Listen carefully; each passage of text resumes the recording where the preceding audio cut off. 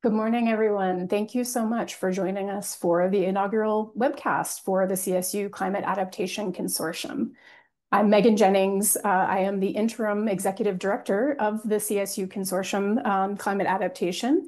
We're calling it CSU ADAPT for short, and I'm really glad to welcome you here.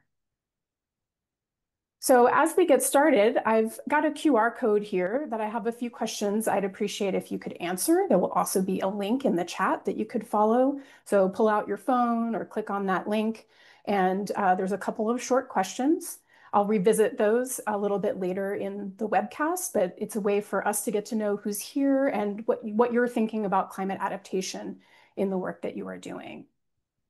So today we're going to be spending some time to talk a little bit about what the Climate Adaptation Consortium is all about, what we're aiming to do as we kick off, and to hear from some folks who have some efforts that we're going to leverage as we begin to get started. So to welcome us and kick us off, it is my pleasure to introduce our steering committee chair for the CSU Climate Adaptation Consortium, Jen Capps, who is the Provost and Vice President for Academic Affairs at Cal Poly Humboldt. So Provost Capps. Thank you, Megan. Good morning, everybody. I'm so excited to be here. So as Megan mentioned, I'm Jen Capps. I serve as the provost at Cal Poly Humboldt. And for the past 2 years, maybe a little bit more, I've had the honor of chairing this working group that's led to the launch of the CSU Consortium on Climate Adaptation, or as we like to affectionately call it, CSU ADAPT. And we've worked diligently to develop this consortium concept that really truly embodies the best of the CSU, leveraging our people, our collaborative spirit, and systemness. This consortium brings together faculty experts, staff, students from across the entire university system to significantly advance climate change adaptation and climate action, education, and research. First thing I want to do is acknowledge the incredible contributions of our original working group members and of our larger steering group. So as you see reflected on the slide here, want to offer a special shout out to Hala Madinet at San Diego State University and to Dr. David Still at Cal Poly Pomona. And then Ganesh Raman, who's not on the slide, but Ganesh works as the Assistant Vice Chancellor at the CSU System for Research. And so those three and myself sort of have worked the last couple of years to build the idea for this the CSU ADAPT consortium. And then this larger group of steering committee members, thanks to each and every one of them for first saying yes, because I know people have a lot of choices in terms of what groups and activities and service they can jump into. And this is a really tremendous group of leaders who've said yes to participating in this steering committee moving forward. So hats off and thanks to this great group.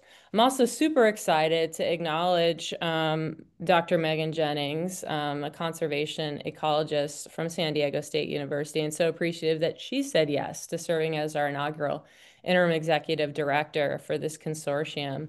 And so with some initial seed funding from the CSU, we anticipate the consortium is going to grow in sustainability with some continued extramural funding. But wanted to say just a little bit about what our hopes are and what our vision has been over the past couple of years in getting this thing started. So by fostering collaboration and coordination across all 23 CSU campuses, this inclusive consortium is going to significantly support student success and prepare our students and graduates for emerging career opportunities. It's going to maximize the impact of existing climate research already happening within the CSU.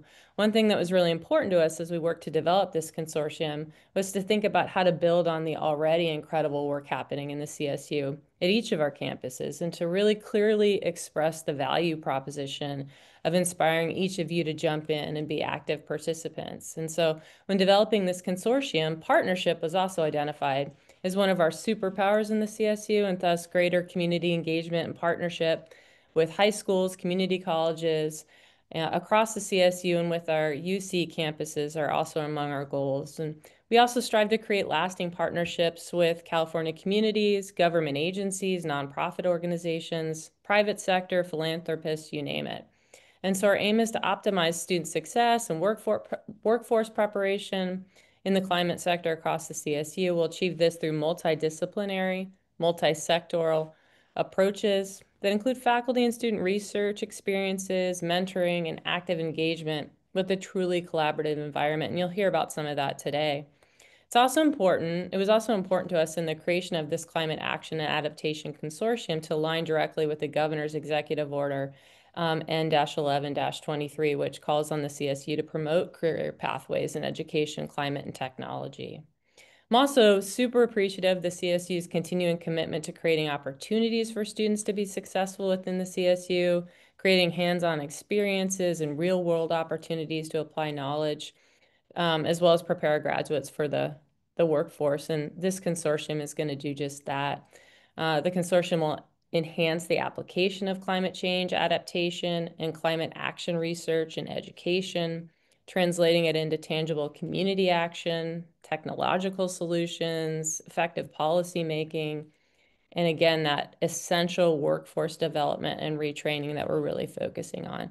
So I've said it a few times, but it bears repeating. Value proposition. We didn't want to just create another group without really fleshing out how to elevate the CSU and each of you. And so just to close with a couple of strategies that we are going to double down on. So building a sustainable network of faculty and campus leaders like yourselves who are gathered with us here today to enhance the visibility and impact of the CSU system as a national leader in undergraduate climate adaptation and action, education, research and practice, identifying practices for preparing a diverse and resilient climate adaptation and action-related workforce, providing advice on system initiatives to connect undergraduate climate adaptation and action curricula to the workforce pipeline while impacting student recruitment, retention, equity, and graduation.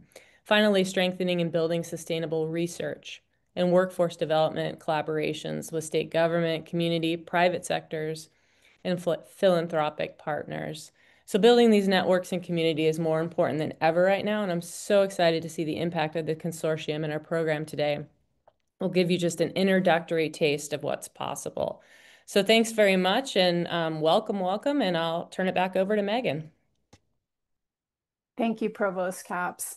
And thank you so much for your leadership. As you pointed out, the leadership of Vice President Madanat, Dr. Still, and Associate Vice Chancellor Ganesh Raman. Thank you all so much for your leadership. And to the rest of the steering committee, I'm very much looking forward to working with you as we begin to kick off the consortium.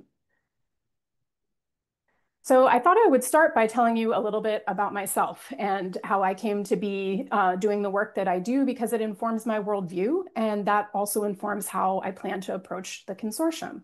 So I am a research ecologist at San Diego State University. I've been doing this work here for about 10 years. I am a conservation ecologist, as Provost Capps said, and that's really the center of how I came to be focused on climate adaptation in my work. I started out as a wildlife ecologist, focusing on wildlife and conserving them, understanding about their movement and habitat. But I also have a background in land management, and I wanted to focus on being able to provide science in service, actionable science, to guide the work that needs to be done to manage lands, natural resources, along with wildlife. So I've moved into doing more on-the-ground conservation support and science to link with management. And really, that's ended up meaning that I spend a lot of time working with people. I, as a conservation ecologist, spend a lot of time, and a climate adaptation specialist, work with on-the-ground managers, practitioners, folks who are in leadership positions at state agencies, to find out what kind of science research support do you need, and how can I help provide that, and how can I help build teams of people to do that. And I feel like the role of stepping into the interim executive director of CSU ADAPT is very similar in terms of coming together and collaborating to serve our communities and to work together and learn from each other. this has been really important in the work that I do at San Diego State, where I am co-director of the Institute for Ecological Monitoring and Management with my colleague Becca Lewison. And I mentioned the words science and service. And I want to highlight that because I think for the type of research and scholarship that the CSUs provide, it really is about providing science and service, in particular when we talk about climate adaptation science, translational and applied science. So I'm taking those pieces of me, the pieces that focus on that work to produce actionable science, to work directly with people who need the information that we're developing, to communicate that. And as Provost Capps highlighted, we're training the next workforce and pulling those pieces in and showing them how we make those connections to provide service to communities to better do this climate adaptation work together. So I'm going to start off by just highlighting, Provost Capps did an excellent job of highlighting our mission and the vision, especially that, this has really come from the work of that initial steering committee that has spent some years creating this vision and making it happen. So I appreciate that. And it's my pleasure and my honor to be able to help lead us forward in this. And so our mission is really to create that community of practice for faculty, students, staff engaged in climate action. It's to learn from one another, building collaborations and partnerships, and working together to advance education, research, and workforce development. In a broad range, climate adaptation can mean a lot of things. So it can mean ecosystem resilience, it can mean environmental sustainability, it can mean climate action in a lot of different ways. And my arms are open to welcome all of that work that you all are doing in these different realms of thinking about climate adaptation and climate action. I think one of the reasons I am drawn to it is because it allows us to be creative, and it requires that we think about things in a transformative way. And I think we can do that better together, where we can share ideas and accomplish more by being collaborative. So our vision, where do we want to end up? Well, we want to have lasting partnerships that we've developed to enhance the application of climate adaptation and climate action research and education. We want to optimize student success and prepare them for the workforce across CSU. We are the engine that provides, the next workforce in California, and that workforce needs people who are trained and skilled in climate impacts and climate adaptation and climate action and all the different ways that can take shape in their communities. And so this is an important aspect of the work. And really the whole goal of all of this is to advance community action, technological solutions, policymaking, and workforce development. So that's a lot to dig into, but it's something that it's important that we do together. Now, many of you are already doing this work, and our efforts can really be more impactful by working together, as I've mentioned. And our goal here is to work across all 23 campuses of the CSU. So to be able to do that, I think it's important that we get to know one another. So if you could drop the link into the chat one more time for the Mentimeter in case you haven't had a chance to fill it out. I'm going to switch over and see who's here joining us. Very excited to learn who's with us today. Let me move over here. Okay, so we're getting some responses. This is great. I see more of you adding quickly. So I wanted to know, where are you? So it looks like we have some good spread across a lot of our campuses. It's my plan as we move forward to come visit you all, come to your campuses, meet those of you who are already leaders in climate adaptation and action, and to connect and figure out what is it that we want to be doing together. How do we support you? The goal of CSU ADAPT is support those of you that are already doing climate action and adaptation research, but also to find out who else would like to be engaged in this space and wants an entry point and wants to collaborate more. Because I think for me, that's always a question, is who else wants to collaborate and who would like to be at the table, because the more ideas we have, the better off we are. So this is great. I'm loving to see the spread of folks who are here engaged with us. So the next question was about, what does climate adaptation mean to you? And I love that the word resilience is at the center. Although I'm working on a paper right now where they said resilience is sort of a squishy term, but I don't think it is. I think it's really meaningful and gives us the space to be, as I said, creative and to think broadly about how do we respond to the impacts that climate is already having in our natural systems, in the built environment, and the connection between the two on our campuses, with our students, and with our communities. Sustainability is certainly important as our collaboration and community.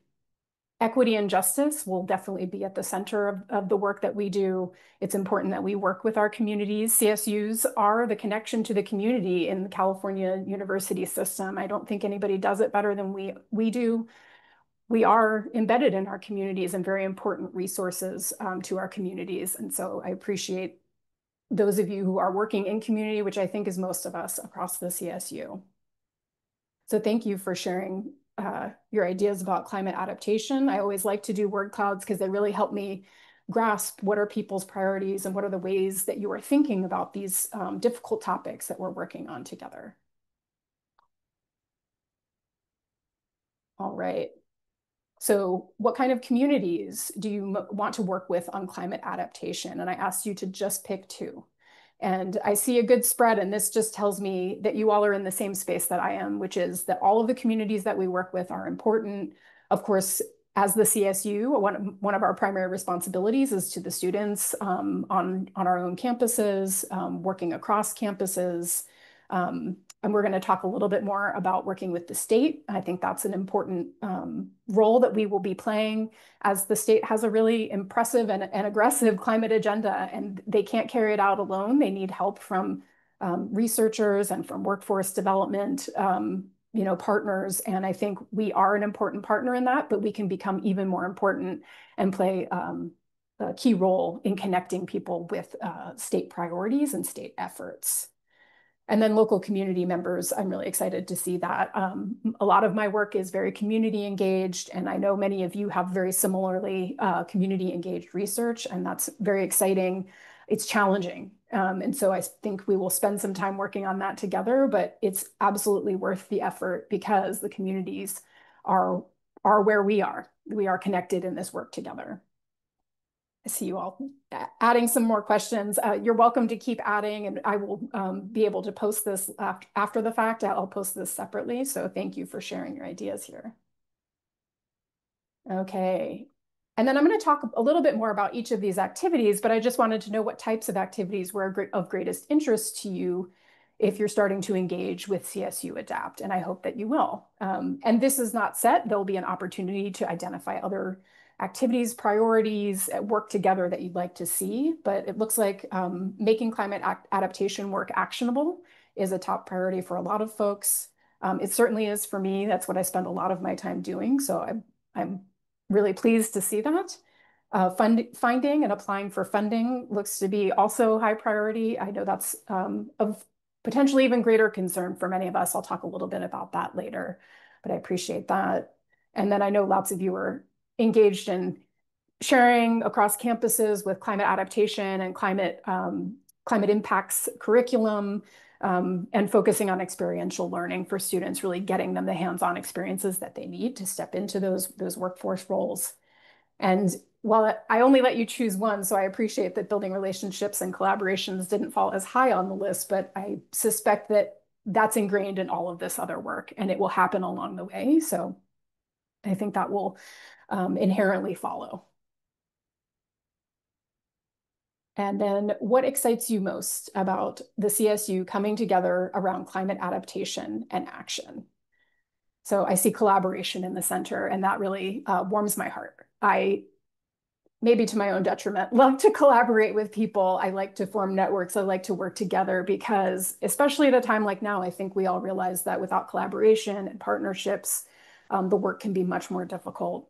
And we need each other to lift each other up in times when things are difficult, in particular now, in partnership with many different partners. It's not always a 50-50. Sometimes you need to give 60 or 70 to your partner when they can only give 30 or 40. And alternately, when we struggle, we need support. So I'm glad that collaboration is at the center of that, as well as impact.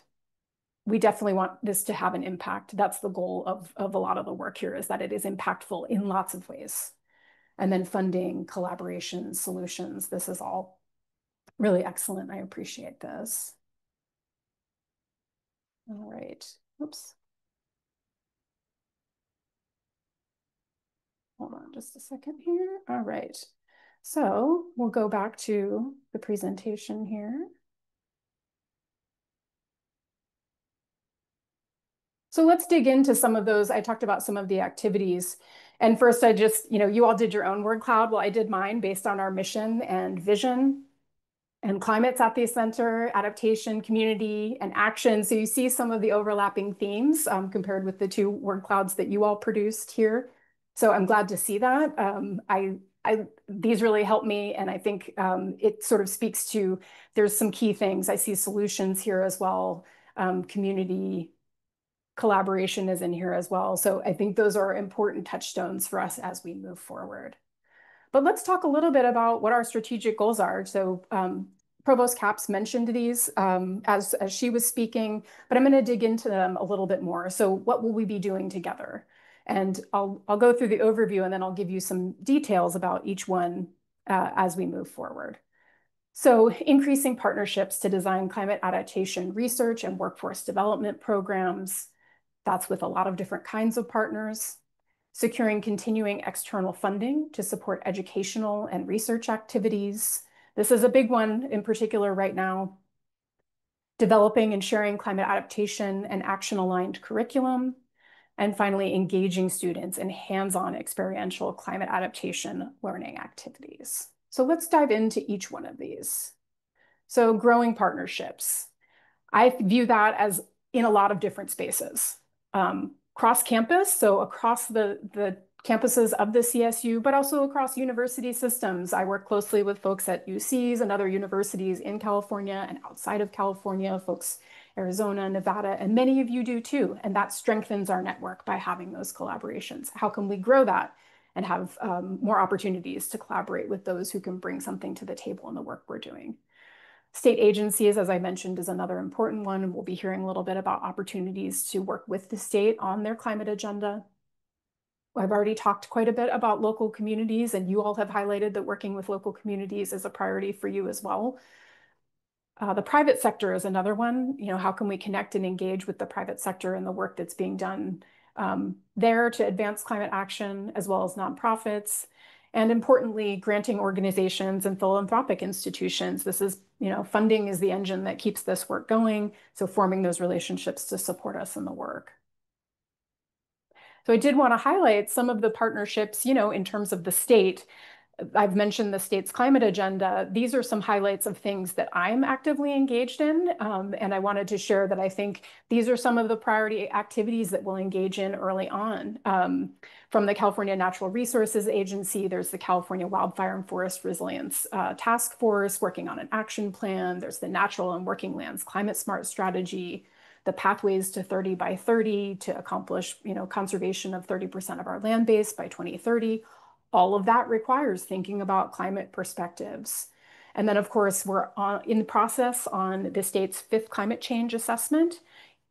The Governor's Office of Land Use and Climate Innovation, I'm still working on the new name. It's not rolling off my tongue quite as easily as the former name, but very excited to be engaged in this fifth climate change assessment. I had the opportunity to engage in the fourth, already starting to talk about the sixth assessment, and really excited to support the state in that work as well. And you're going to hear a little bit more about that. And then the overarching California climate adaptation strategy. There's work there to be done that it's important that it happens with partnerships. And I think we can be one of those key partners across the CSU. So what about expanding extramural funding? This is probably on a lot of your minds. It's on mine. It's, I know, on the minds of all of our leadership right now. This is a difficult time. And so it takes coordination, collaboration, and strategic thinking. So how can we help with strategic planning? Thinking about collaborative proposal development, bringing together broader teams, going after bigger proposals to bring in the funding for the work that we know needs to be done, but might not be coming from the funding sources that we typically look to over the next couple of years. We'll be able to offer some proposal review and feedback services from professional proposal consultants for some of the bigger grant opportunities, and we'll be creating those engagement opportunities and review opportunities for you as opportunities to apply for grants arise where it would be appropriate to do that. I've had the opportunity to spend some time thinking about community engaged research best practices over the last couple of years that I'll talk a little bit more about later. But I think there's a lot we could do to collaborate on talking about some of those best practices, because a lot of them often require navigating bureaucracy. And how can we do that better? Sometimes having an example of someone who's done it at another university on another campus can help break through that red tape. And then finally, as I mentioned before, the connection and engagement with potential funders to really grow those relationships, see what's coming next, and how can we play a role in providing the research and scholarship that's needed. So one highlight of that we'll be able to leverage are the UC Climate Action Grants. When the state legislature allocated $100 million to the UC Office of the President, and they were able to, a portion of that was granted to different universities. 11 of our CSU campuses were funded. I was fortunate enough to be a recipient of one of those. Those were really important projects. They're still ongoing. We've been working on them for the last 2 years, and we'll be wrapping up by the end of this year. And I think there's probably a lot of lessons learned. We'll have an opportunity to hear about some of those from some of our colleagues who were grantees in this most recent round, and hoping to see something like that come again. We'll see what happens, but if we can make the argument for it, maybe it highlights the need to continue this kind of work, because I think the grants research has been very impactful over the last 2 years. And then I also wanted to share that we already have up and running a grants dashboard.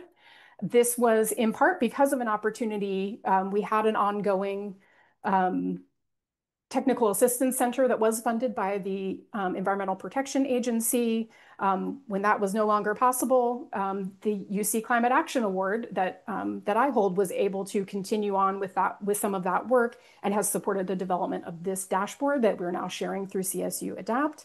Many thanks to Lisa Marin on my team, who has helped design this and is actively maintaining it. I encourage you can use the link at the top or the link that's been dropped into the chat to visit this and explore.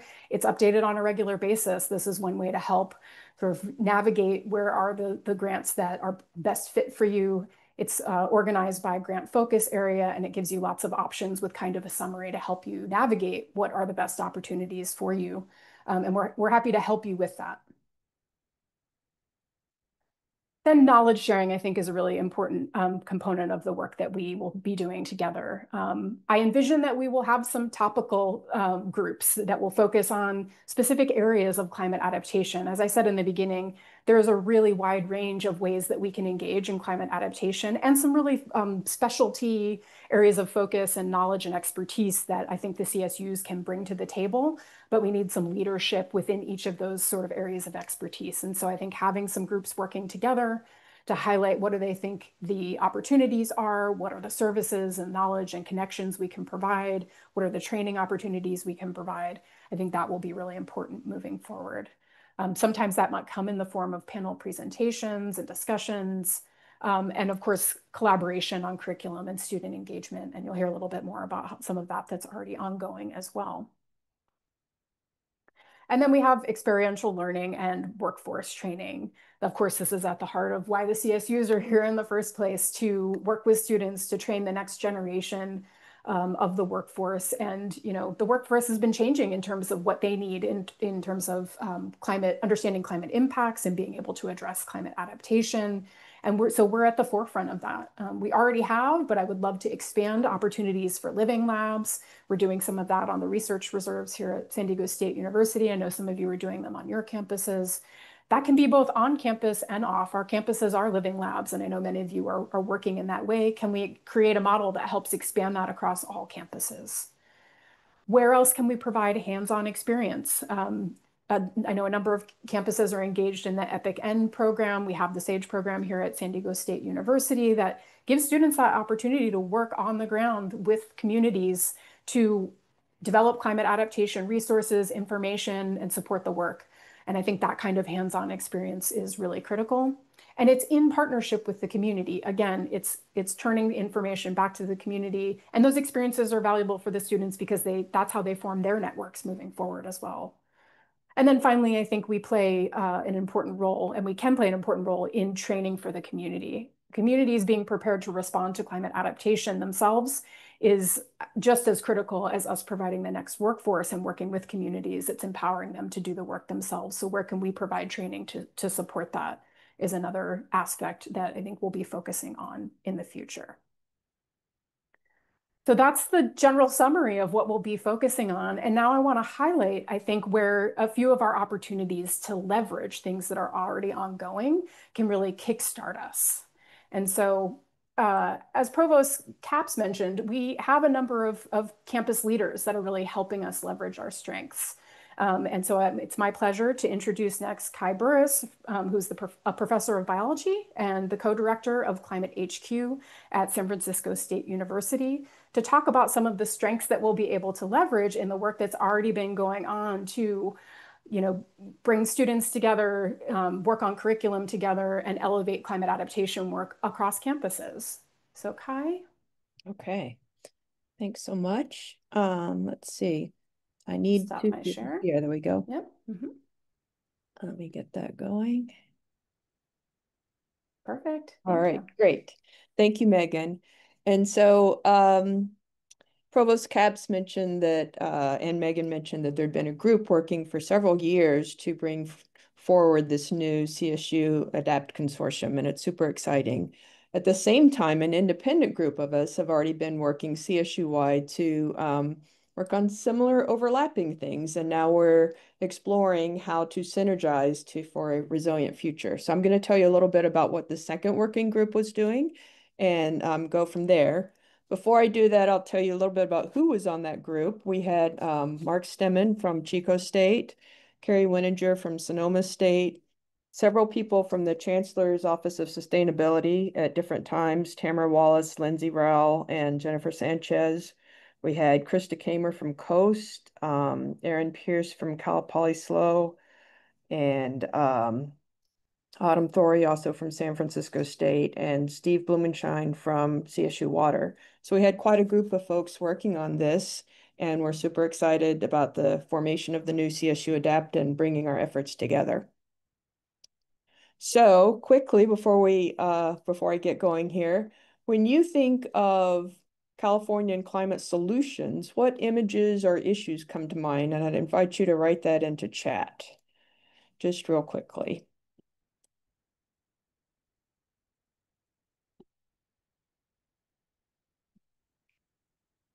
See, union jobs, indigenous knowledge, restoration, water, traditional ecological knowledge, renewable energy. This is great. Water, fisheries, climate smart, biodiversity. Oh, this is perfect. Thank you. Sustainable cities. Okay. So thanks so much for all of that. And so let's see here. So one thing that I thought might come to mind, and indeed it has, was kind of California and its incredible biodiversity and how we preserve that and restore places where it's been lost. And then a second thing that some people are already mentioning is traditional ecological knowledge and the things that we bring to the table in terms of understanding climate solutions. And then also California and its energy resources and making just energy transitions. And so in addition to these, I bring forth, a very interdisciplinary thing. I think that the arts and humanities, social science, and in addition to STEM and business, have things to bring to the table in terms of thinking about climate solutions. And so I see water coming up a lot too, and for sure, investment. So absolutely, it's a very interdisciplinary problem, and we need to bring everybody to the table to solve it. And so when you think of it, how many people thought about the CSUs, which Megan's already put up this image, but how many people thought of, oh, hey, the CSU is an important part of the solution? And I think that Megan and I will both argue that we're a critically important part of the solution. And so what you may or may not know is that the CSU has a direct touch point with 1 in 3 households in California. We are the biggest four-year institution in the world, as far as I know. And to have that kind of connective tissue throughout the state is incredibly important. And so because of that, I'm super excited about CSU ADAPT, and I want to congratulate the whole team that's been working on that. I think it's a really critical step in advancing climate adaptation across California. I really appreciate Megan's collaborative spirit and for inviting my working group into this space. And, she said that she welcomes everybody with open arms, and I can tell you that's absolutely true. She is a real collaborator, and I'm just so excited to see how our efforts can synergize. And so there's a huge opportunity here. As the largest and most diverse four-year public university system, we are uniquely positioned to cultivate the next generation of climate innovators that lead to sustainable solutions and drive the green economy. We have 22 campuses, as you know, spread across very different regions of California and 130,000 annual graduates. So as I said, 1 in 3 Californians have a direct touch point with the CSU. That's incredible. The CSU, as you know, and I'll just reiterate what Megan said, has a proven track record of community engagement. And along with CSU ADAPT, we're going to be growing this network of climate initiatives across multiple campuses. So sometimes in California, it's easy to feel like we're preaching to the choir. But in this day and age, with federal funding and opinions about climate change such as they are, I think that sometimes I like to think of California as our little country state. We are the 4th largest economy in the world. And so if we can change California, we can still change the world. So our vision, being this other second working group, was that we actually proposed something. We're trying to integrate how we would fit in with the ADAPT.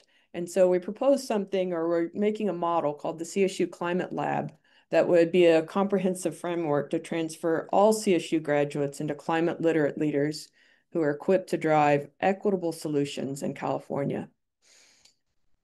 And so what would the CSU Climate Lab look like?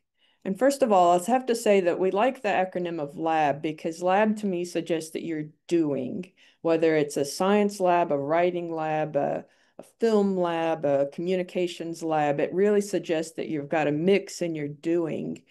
And so we've proposed 3 different kind of pillars of this lab, which include lead, which is kind of, to summarize it, the learning pillar. Adapt, as Megan's talked to you about, is not just research, but we're going to kind of frame it that way for now. And then bridge, which is kind of building resilience and some of that community action. And so we think that at the intersection of these 3 pillars is where the foundation for our Green California lies. And this is where the sweet spot is. And Megan's group and our group would be working hard to make sure we hit that sweet spot. We also think that we can build a model in which really serves as for other states and nations worldwide for how higher education can be leaders in climate change. And so the CSU LEAD, which is Learning for Environmental Awareness and Development, Students for a Sustainable Future, that's a big acronym, but I just want to point out some of the types of things that we might be working on. So Chico State, Mark Stemmen at Chico State has already run CSU-wide faculty learning communities so that all classrooms across the CSU can be infused with climate change curriculum. And so the goal here is to make sure that every student who graduates from the CSU is climate literate. SFSU has already created and broadly shared a model for climate change certificates. And we've already succeeded in, with the help of Autumn Thorey, one of my co-directors, in getting climate justice to be a requirement of every student on our campus. So we're sharing out the kinds of successes we've had here at San Francisco State, but are really interested in creating a climate literate graduate pool for the CSUs. CSU ADAPT, I think Megan said a lot about that already, and I'm like, it's not just a research component, but I think there'll be a heavy focus on science and research, and I'm really excited about that arm. And then the CSU Bridge, we call this Building Resilience Through Innovation, Dialogue, Governance, and Engagement. And so this is where the learning and the adapt come together. We bridge those and then connect with our communities. And one example of this, which was run by Aaron Pierce at Cal Poly SLO, is that they already run a Climate Solutions Now conference that bridges education, research, and community action. And if you haven't been to it, it's a really fantastic conference.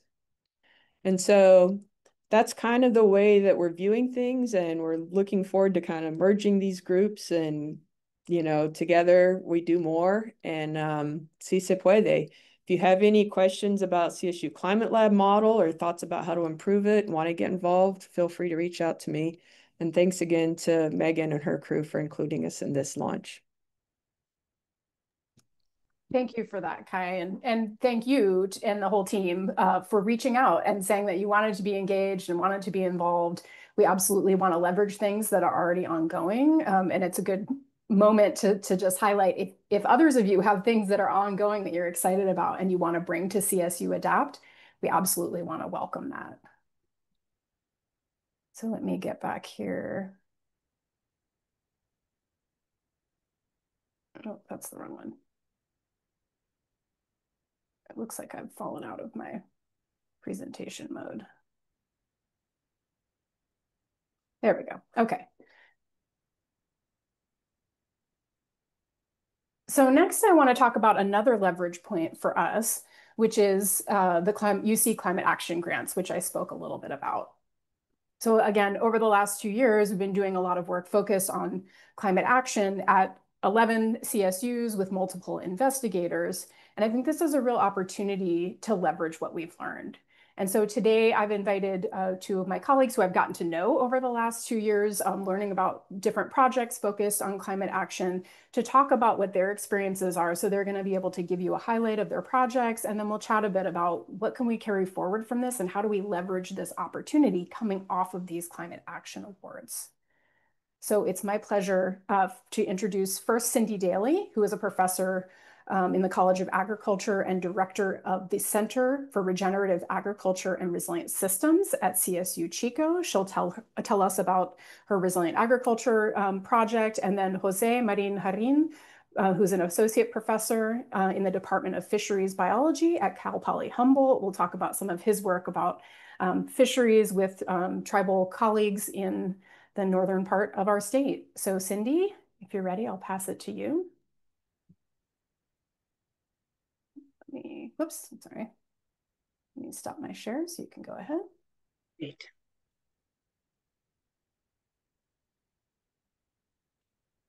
Okay, I think we are ready.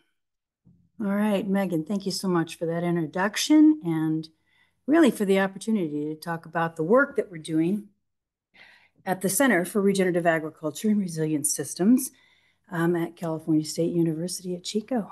Let me see if I can get my system to advance. I'm not sure it wants to at the moment. You know, this did work perfectly when we practiced it. Of course it did. You want to click on the screen? There it is. There you go. All right. Great.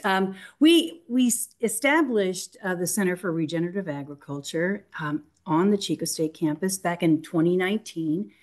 It is one of several auxiliary units. We're one of the most actively growing centers on our campus. And our whole goal, the reason why we exist is really to support regenerative ag as a climate smart, natural solution to climate. And, you know, we think that this is a wonderful way to address food insecurity and really support climate adaptation throughout the state and throughout the country, actually. And it does address a lot of the issues that we have in agriculture and water and soil quality issues. So the program really began as an applied research program, and then it just really blossomed. There, you know, we had a very supportive administration clearly within the state of California, and that really helped us build out our programs. And all of our programs are geared around this common goal. We want to transition all of production agriculture into a climate smart, regenerative farming type production system. We think it's going to be good for everyone. You know, it's great for farmers. It's great for the ecosystem. It's really great for rural communities, and it's really great for people, because ultimately healthy soil means healthy plants, and that means healthy people. So this is a win-win-win in every way you look at it. And so we are very appreciative of the funding that came through the University of California Office of the President within this funding category in climate action. And the project that we've been working on really for the last 18 months is entitled the Soil Carbon Accrual Research and Workforce Training Program. The project itself has 3 overall goals, and the first of which is to develop these side-by-side whole system contrasts. And let me see. These whole system contrasts are really scale-sized contrasts. We believe that there's really there's a real gap in the scientific literature on whole system farm contrasts. So this is a unique opportunity for us to really look at the rate at which carbon is accumulated in soil, as well as the impacts that these farming systems have on air and water quality, and the economic impacts. And we're also looking at nutrient density that comes off these crops. So I'll talk about that in a little more detail here in a moment. The second goal, and it's really tied to goal number 3, is to develop an interactive soil carbon web-based tool that supports conservation ag planners and developers throughout the state. And that really does embellish and support the third program, which is about workforce development training in climate smart agriculture. We have one of the very few programs out there currently that supports technical service provider training in climate smart regenerative agriculture. And we think it's a wonderful way to get more boots on the ground. So to really talk about that first program, program number 1 is a project we call the California Soil Carbon Accrual Project, and it's very interdisciplinary.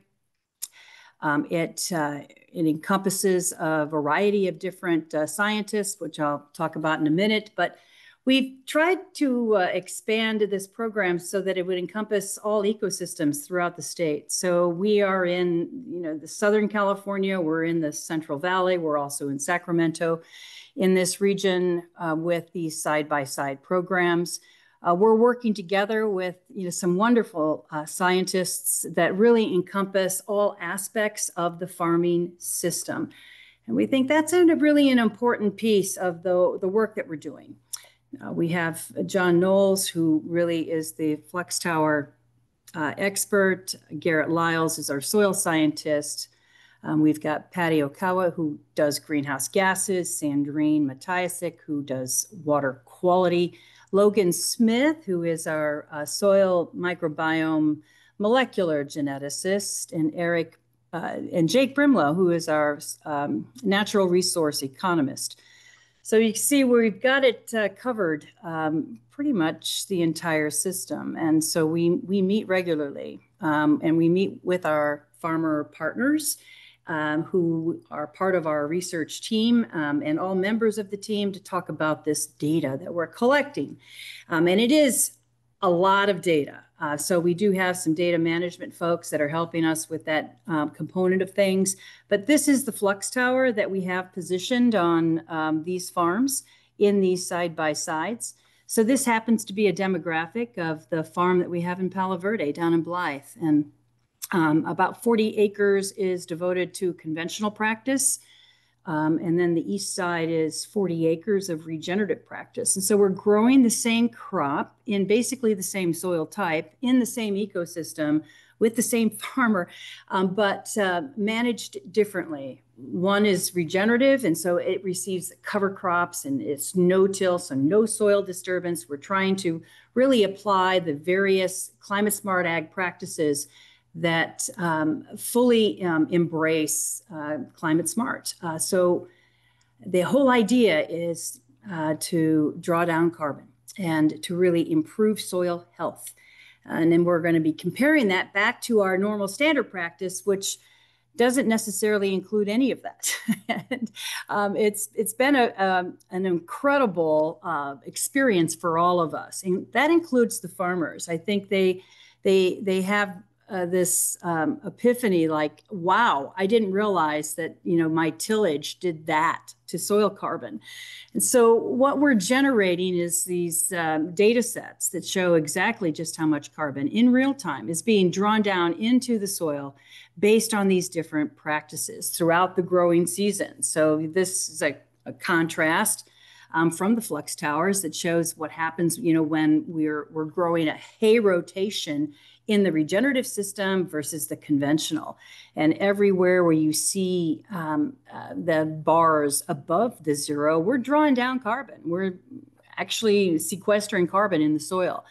And we were really surprised at just how much carbon we can sequester even in the conventional system. The unfortunate thing is then the conventional system goes into a full tillage, deep tillage, to prepare really for the next cover, for the next crop, and that's where we lose it. So the carbon is a cycle, and within our agricultural production systems, we need to be above the line more than we're below the line. And with that, you know, that's where I think agriculture can play a big role in the solution to climate.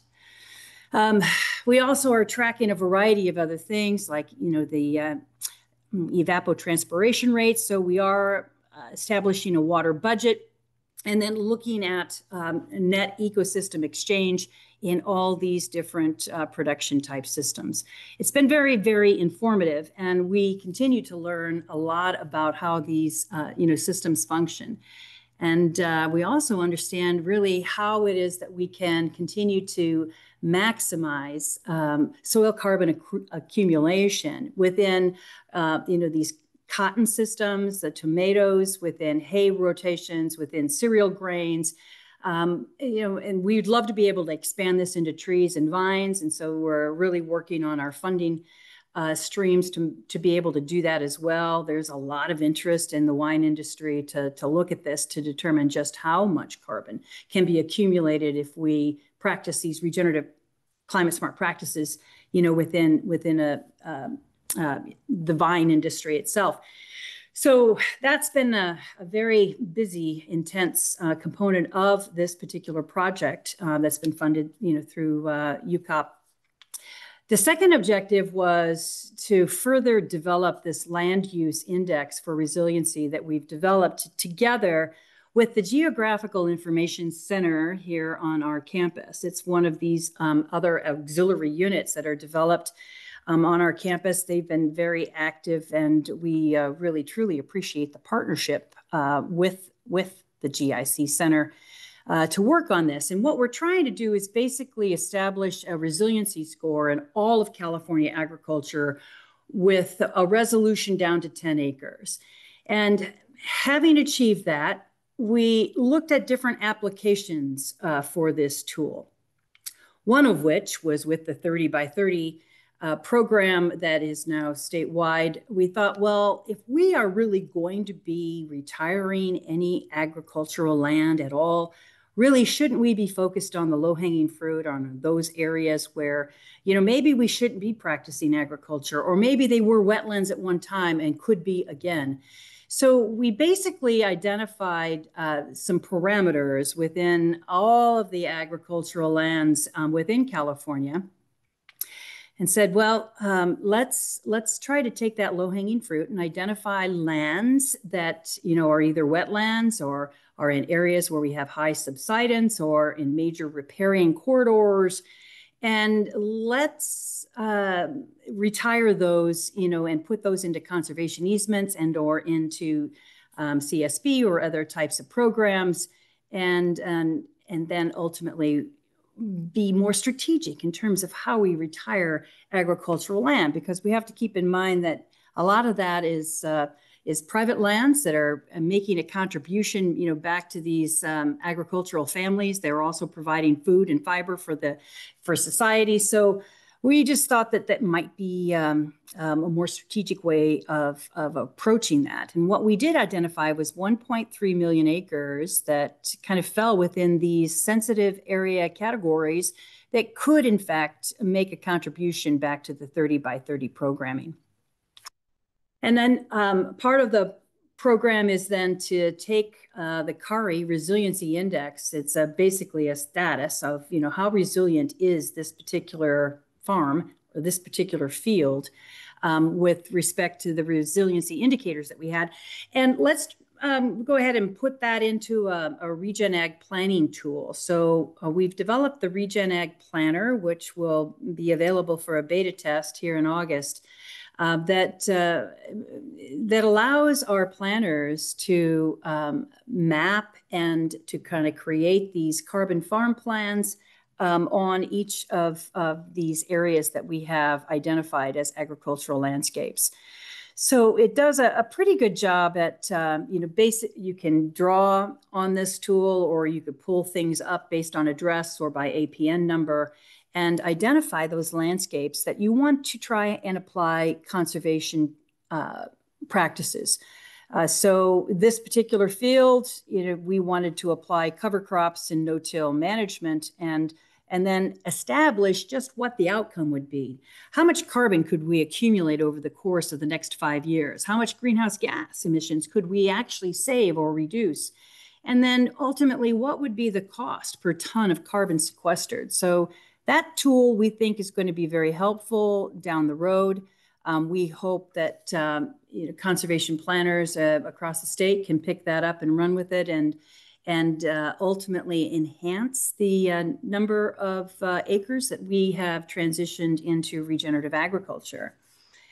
And that really plays into the third and final goal that I'm going to talk about, and that's the technical assistance provider training program that we have within the center.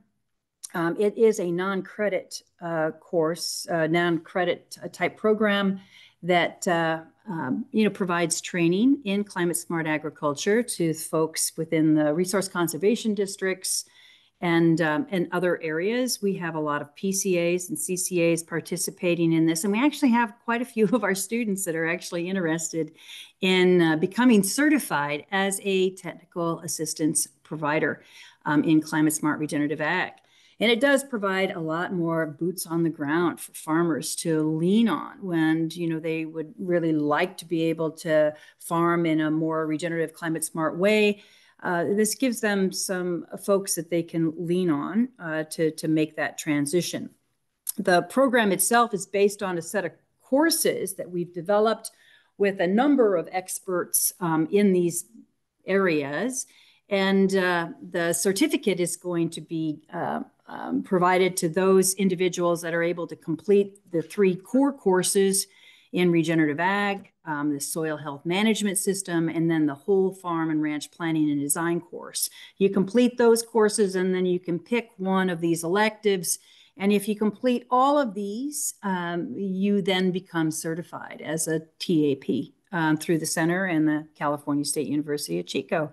So we're very excited about the different courses that we've been able to offer and the number of experts that have been very supportive of developing these classes over the project period. We're up to 10 courses now. Thank you so much for that, Cindy. I wish we had more time. We need to move on in our agenda. I apologize. That's good. Okay. Yeah. So thank you so much. We'll have a chance to chat with Cindy a little bit more, but I wanted to be sure that we made time for Jose Marin from Cal Poly Humboldt to share about his project. So Jose, are you able to pull your slides up?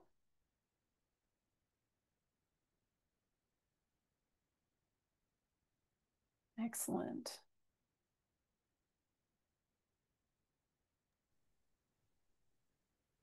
Hi, good morning. All right. Thank you, Megan, for inviting me. My name is Jose. I'm an associate professor in the Department of Fisheries Biology at Cal Poly Humboldt. And I'm the PI of the Tribal Fisheries Collaborative, which is short for the very long title that you see on my screen. This is a collaborative between 4 tribal nations, the Blue Lake Rancheria, the Trinidad Rancheria, the Pulicla tribe of the Yurok people, and the Tolawatani Nation with our university. and staff from the California Department of Fish and Wildlife, National Oceanic and Atmospheric Administration at Southwest Fisheries Science Center, and California Sea Grant. And we, like Cindy's project, are funded through a climate adaptation seed grant through the UC Office of the President. So to tell you a little bit about the project, the main objective is to improve the climate resilience of tribally selected, culturally important marine and estuarine fishery species of the far northern California coast. And by far northern, we mean Humboldt and Del Norte counties, which are at the border with Oregon. So I have a handy diagram on your right side. You can see that the whole project revolves around our tribal partners. They selected 4 to 5 different fishery species and the sites where they wanted to study them.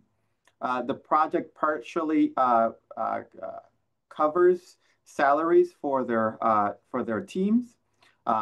They are the ones carrying out the monitoring with the support of science advisors from the institutions that I mentioned, a project coordination, which includes myself, a project coordinator, and an intern, and 5 graduate students that are carrying out specific projects that the tribes identified as being important. Each tribe retains data sovereignty over any data that they collect.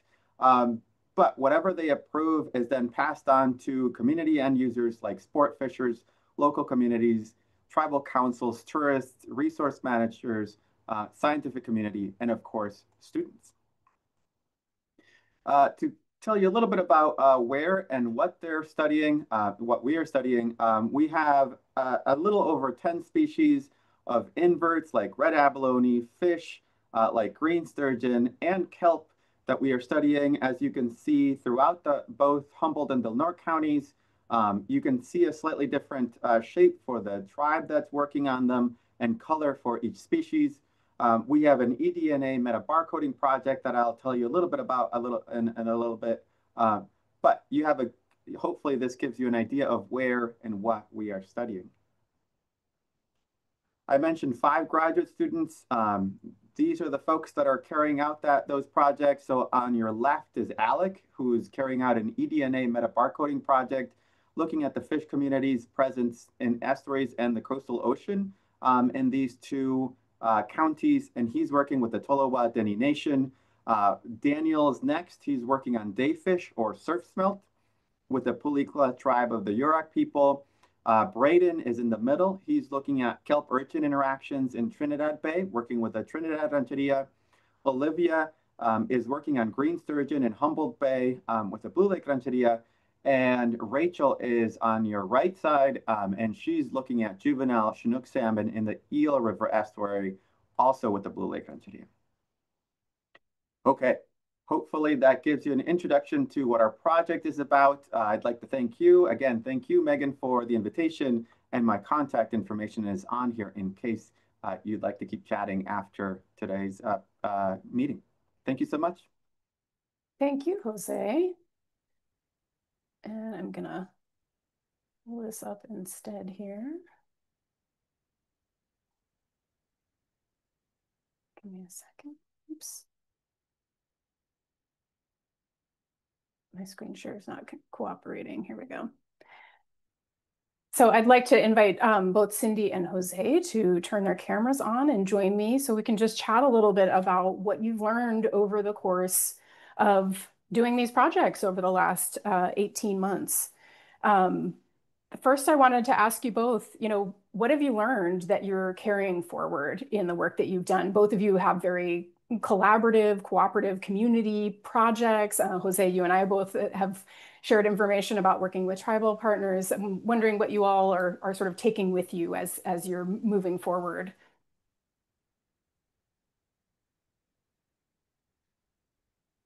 How about you, Jose? Oh, sure, I can jump in. The importance of the relationships that we have developed. I think that, and this is not news probably to anyone in the group, but the idea of just developing a project from your office and expecting it to work well is definitely not a good assumption. A lot of the successes that we have had, it's because we get together and as people, we come up with solutions and ideas that are equitable for all, and that include everyone's opinions. And so it sounds very basic. And again, I'm sure I'm just preaching to the choir, but it is key. Those relationships that we develop face to face are definitely at the center of what we do. What about you, Cindy? Right. Yeah, I would agree with that. I think it is those relationships. It's the networking. It's really establishing, that collaboration, especially with production agriculture. I think in many ways they embrace this if they have a clear path forward. We're always surprised at just how active those farmers become when they see how much carbon they can sequester using these farming practices. And our scientists have learned quite a bit from our farmers to really understand the complexity of farming today and just, what it takes in order to be successful in agriculture. So layering this on top of that is a complex process. So we just learned that, building these networks are really important to share that knowledge out between us.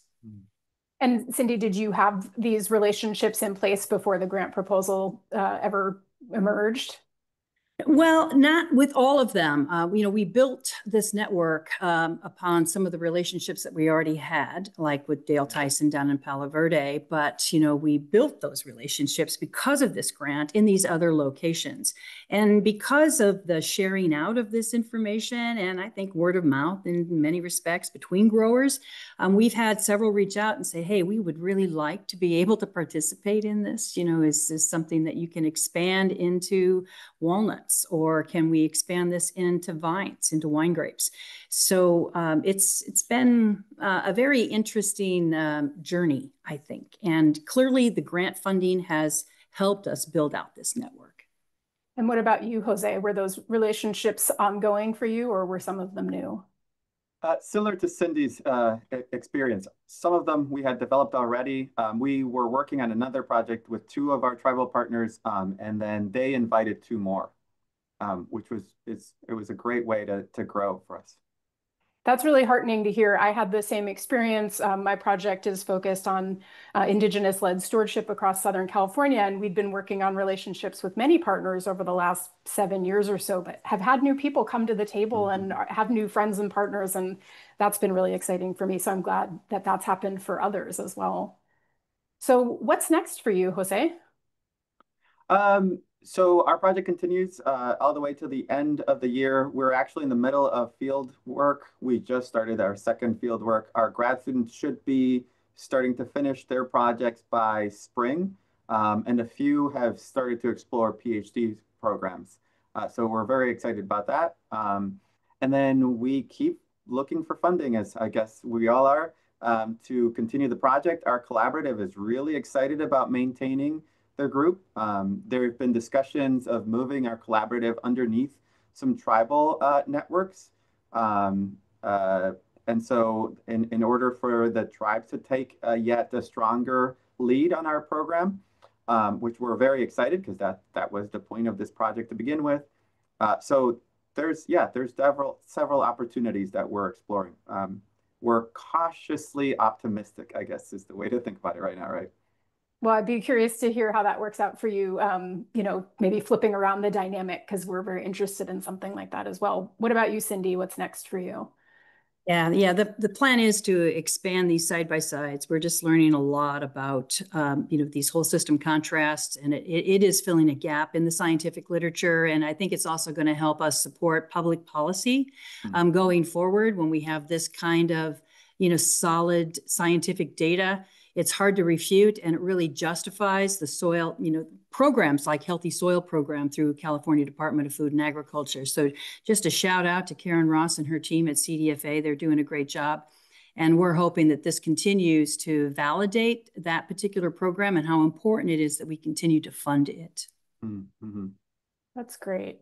Well, thank you both so much for sharing, and maybe we can have you back at a CSU ADAPT along with our other CSU colleagues who were grant PIs or co-PIs to talk more about some of these projects. It's been great to hear over the course. We've had a number of convenings over the course of the Climate Action Awards, which is how I've gotten to know the two of you, and I appreciate that, along with some of our other colleagues. So maybe we can have an event where we share more about this and talk about what's next and how maybe we could connect with additional CSUs.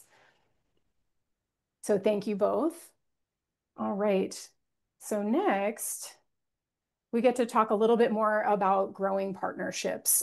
You've heard from a few folks about how the state is playing a role in some of the work that they're doing. And I think, I mentioned that there's a number of activities that the state is engaged in that I get to play a role in. I work with the California Biodiversity Network that supports 30 by 30. I sit on the state's Forest and Wildfire Resilience Task Force, and I get to be engaged in the state's 5th climate assessment. And so there's many more opportunities like that. In particular, we're going to get to hear from the Governor's Office of Land Use and Climate Innovation. I know our partners at the California Natural Resources Agency were also interested in joining us, so that could also be, if they weren't able to today, but that could also be a future event for us. But today, it's my pleasure to introduce Abby Edwards, who is the Senior Deputy Director for the California Governor's Office of Land Use and Climate Innovation, who's going to tell us a little bit about where the state is interested in working with us, and I think we're very much interested in working with you all. Abby? Great, thank you so much. I've just requested to share the screen, so yep, there you go. Should be able to do that now. All righty. And how does that look? We're not in presentation mode. There we go. Perfect. Great. Well, I know we're getting near lunch, and it's been a long and very fruitful conversation. So I'll keep my remarks fairly brief, but I'm super happy to be here. My name is Abby Edwards, and I serve as the Senior Deputy Director over our Planning and Policy Division and the Chair of the Integrated Climate Adaptation and Resiliency Program at the Governor's Office of Land Use and Climate Innovation. Some of you, of course, remember us as the Governor's Office of Planning and Research, the name that we held for 50 years. Our name has changed, but really our mission has stayed the same, really, as California's comprehensive state planning agency, setting long-term goals and policies to help the state navigate climate, housing, infrastructure challenges, and opportunities that they bring. So I want to spend a little bit of time just explaining some of the work that we do. We really are some of the brains that help shape California's long-term strategy for land use, climate resilience, and community well-being. We really try and hold the big picture vision and ground in community impact. And so I think some of the work streams, and I'll speak mostly about the 5th assessment, but we really develop policies and tools that help bring this vision to life. So some of the key questions that we grapple with is, how should California grow without leaving people or nature behind? How do we build communities that can withstand wildfires and heat waves and floods? And how do we ensure that state investments really reach communities that need them the most? So we turn a lot of these questions into actionable plans, tools, and policies, ones that really can help regions thrive and connect people to opportunity. We also really know that California's ambitious goal really depends on strong state and local, state and academic partnerships. And so we've made a lot of that a cornerstone to our work. So I wanted to spend a little bit of time, we understand, I think Megan said this at the top, that resilience is really not just a squishy buzzword, but it's really a holistic approach that embraces the interconnection between people, communities, natural systems, and infrastructure. And so really building a climate resilient state demands sort of this integrated approach. And so we really ground our climate adaptation and resilience work in sort of 4 key themes. We recognize that climate impacts are threat multipliers. And so we really ground our adaptation actions in actionable climate science. So sustained investment in research and science is a cornerstone of a lot of our work. Secondly, we really believe that building resilience requires a whole of community and whole of government approach. So really working to foster collective action. Thirdly, we really think about integrating climate mitigation and adaptation. We really feel like that's non-negotiable. And so we need to really confront both of those aspects together. And then 4th, really an unwavering commitment to equitable adaptation outcomes. So understanding, as we know, that vulnerable communities bear the brunt of climate impacts. And so our investments really must uplift and support these communities. And so a lot of that work falls under the Integrated Climate Adaptation and Resiliency Program. So we really work to foster coordination and alignment of adaptation across efforts. So we have a public-facing technical advisory council that I'm the chair of. We also work on the California Climate Change Assessment, which is an interagency and close partnership that we have with universities. And then also we have a lot of our investment programs. So we have programs focused on climate adaptation, regional resilience, and extreme heat. So a little bit more about the fifth assessment. Public Resources Code 71340 calls on the state through our office to advance action-based science by developing the climate change assessments at least every 5 years. So really to directly inform state policies, plans, programs, and guidance to promote the effective and integrated action to safeguard California from climate change. And so this team the fifth assessment team is led by the Governor's Office of Land Use and Climate Innovation, but really in close partnership with the Strategic Growth Council, the California Natural Resource Agency, and the Energy Commission. So the fifth assessment really offers a collection of best available science and information that helps us understand what to expect about California's climate future and how we can build stronger capacity to respond to the changes to come. With each iteration of these, we become better equipped to understand how we might address issues like coastal flooding, sea level rise, impacts of extreme heat waves, drought, and wildfire. So we've partnered with over 60 research teams to develop new data and research about these kind of issues and how to help scientific foundation that guides climate-related policy, planning, and investment decision-making. So the fifth assessment also has the inaugural tribal research program, which includes tribally led research and a tribal advisory group, ensuring that Indigenous knowledges and expertise are appropriately uplifted throughout the assessment. So another core piece of the work is really our practice of community-driven research model based on the SGC's Climate Change Research Program that ensures that diverse voices, expertise, and lived experience are uplifted throughout all of the steps of the research project. So through this model, we really leverage our collective capacities and knowledge in ways that helps us create a more representative and resilient future. So building on the fourth assessment's approach, the fifth assessment will deliver 9 regionally specific reports that offer a state of the science understanding of climate impacts in each area and provide context about our adaptation opportunities and really uplift community priorities. So we see a lot of opportunities to partner across a lot of our work, but specifically on the fifth assessment, we're really, really inspired by partnerships across academic institutions and communities, exemplified by events like today that really strengthen and propel this critical work forward. So we see a really clear connection and opportunity of further partnership between the work of the CSU Climate Action Consortium and our office through the fifth assessment. And one of our core commitments is investing in actionable research. So the fifth assessment takes a community-driven approach, as I mentioned, really funding those original research, regional specific to inform adaptation action. And again, the inaugural tribal advisory or tribal research program and the tribal advisory group. In fact, Megan is actually a part of the fifth assessment San Diego report, and the fifth assessment team coordinates and collaborates with the UC Office of the President and the CSU research leadership and on an ongoing basis to really scale up the science to action work that's happening on the campuses throughout the state. So we're really excited about this partnership and really see it continuing, for the fifth assessment. And Megan already said, looking forward to the sixth assessment, which is intimidating, but she's not wrong.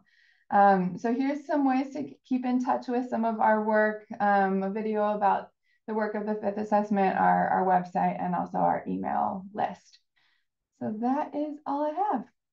Thank you so much, Deputy Director Edwards. I am just so excited about how you all I'm watching the assessments, if you want to stop screen sharing, watching the assessments evolve over time, and that embodiment of the community engaged research model that SGC, the Strategic Growth Council, has developed has really been wonderful. I've been fortunate to be a part of that through their climate change research program when that was happening. And I see it, you guys are working on bringing that into the 5th assessment, and it sounds like developing it even more in the 6th assessment. And that was carried over into the UC Climate Action Awards as well. And Jose and I had an opportunity to sit in an advisory group focused on community engaged research. So I think that's something we'll be carrying forward into CSU ADAPT and hope to bring back in working with you all more closely. I've had a chance to speak with a number of the staff that work on, within Strategic Growth Council, that work at LCI. I'm really excited to work with you all more closely in the future. So thank you. Same with us. Yeah, great. Well, thank you for that. All right, so we are getting to the end of the time here together. But I bet you are wondering, what's next? What's to come? Really excitingly, we have a new website. We were able to get it launched for this webinar release date. And so check it out. We will have a recording of this webinar available shortly after we're done here. We'll get that uploaded. The grants portal that I highlighted, that will be available through there. You can check out who's on our steering committee. I also shared about our mission and our vision, as well as our strategic goals moving forward. Those are all available on the website. And as we move forward, we'll be starting to provide more updates. I do encourage you also to go there and sign up for our newsletter. We'll be starting to send out a regular newsletter, letting you know what we're up to, what kinds of activities are planned. Are there things you should be aware of in terms of grant proposals that seem really well suited to the CSUs and the work that we do in climate adaptation? And then, we're rolling and getting started here over the summer. So there'll be some opportunities to engage. We have some work to do to figure out a vision of how we take those first steps forward in terms of, how many meetings and what will be the focus of those. But I plan to engage a number of folks over the summer and then really kick things off in the fall with expanded activities and outreach. I think there's a lot that we can do. And when everybody's back on campus, really seems like the great time to do it. But we want to get that pre-planning in and happening over the summer. And start talking about what are your priorities, start looking at grant funds, in particular for those of you that need to pivot.